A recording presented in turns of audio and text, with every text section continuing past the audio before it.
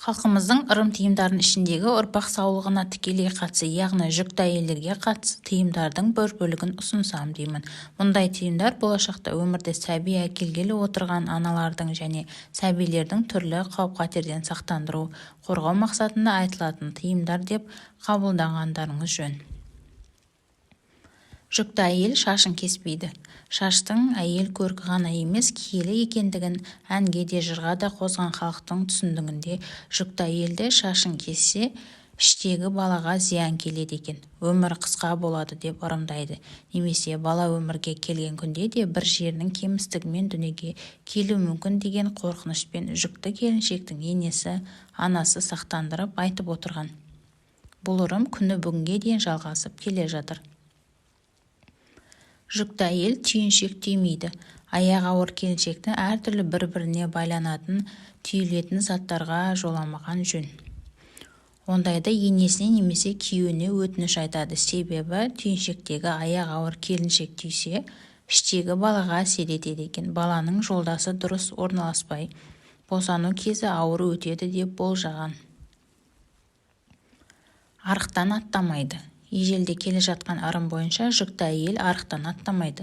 Аналарымыз тек жүкті әйел ғана емес, қыз баланың да арықтан секіріп аттап өтуіне тыйым салатын. Егер бойында баласы бар әйел арықтан аттаса, түсік тастайды деп сенген.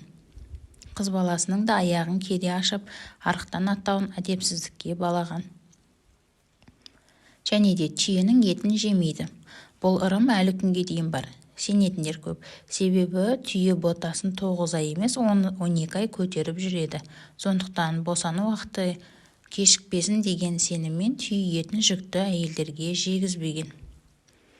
Жаназаға бармайды. Әрине, өмір бар жерде өлім де бар.